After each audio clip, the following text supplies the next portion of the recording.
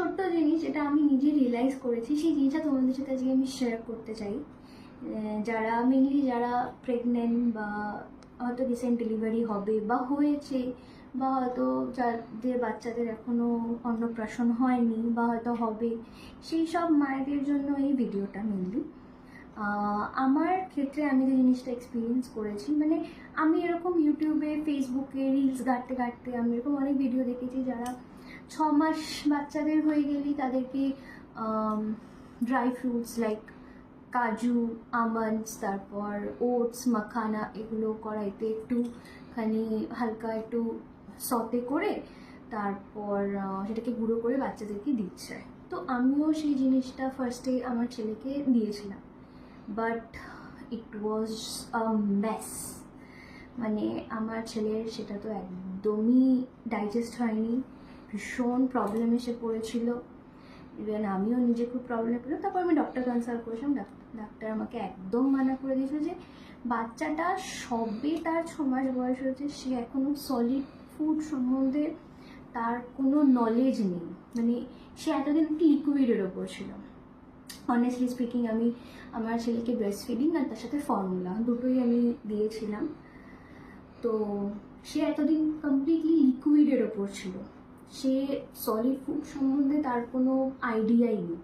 তো সে যখনই solid food start করছে তখনই হুট করে তাকে এত ভারী ভারী জিনিস দেওয়াটা একদমই উচিত না। আমরা জেনারেলি খুব সিম্পল জিনিস থেকে স্টার্ট করতে পারি, যেটা ভাত। আমাদের বাঙালিদের ক্ষেত্রে ভাত হচ্ছে একদম মানে মানে আমাদের একদম অন্তরের সাথে কানেক্টেড। আমাদের দুবেলা ভাত হলে, 3 বেলা ভাত হলে কারোর হয়তো খুব ভালো হয়। তো যাই হোক, ভাত হচ্ছে একদম প্লেন নর্মাল খাবার, ভাত দিয়েই স্টার্ট করতে হয়। তো আমি ভাতও দিয়েছি, ভাত তো অবভিয়াসলি দিয়েছিলাম, তার সাথে আমি ওই বললাম যেটা ড্রাই ফ্রুটসের একটা মিক্সচার আমিও তৈরি করে ওকে দিয়েছিলাম আমার ছেলেকে। সেটা একদমই ওর স্যুট করেনি, ডাক্তার আমাকে একদমই বারণ করে দিয়েছিল ওটা দিতে। তো তারপর যখন সে আস্তে আস্তে 7.5 মাস 8 মাস কমপ্লিট করলো, মানে মোটামুটি 8 মাসের মাথায়, মানে 8 মাস 10-12 দিন 15 দিন হয়েছে, তখন আমার আবার সাডেন মনে হলো যে না, অল্প করে একটু মিক্সচার কিছু বানিয়ে দেখি যে ও নিতে পারে নাকি। তো সেটা যখন আমি বানালাম, আমি দেখলাম যে হ্যাঁ, আমার ছেলে এখন এই মিক্সচারটা নিতে পারছে।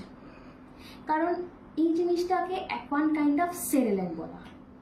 এবার বাইরের কেনা সেরেল্যাক অনেকেই দিতে চান না, যেটা আমিও তাই। বাইরের কেনা খাবার দিতে আমি একদমই নারাজ। তো আমি সবসময় ছেলেকে চেষ্টা করি নিজে বাড়িতে বানিয়ে দিতে, নিজে বাড়িতে তৈরি করে দিতে। তো সেই কথা মাথায় রেখে আমি আবার একটু প্রিপেয়ার করলাম। তারপর সেটা যখন আমি ওকে খাওয়ালাম, দেখলাম যে না, ও মোটামুটি জিনিসটা এখন নিতে পারছে।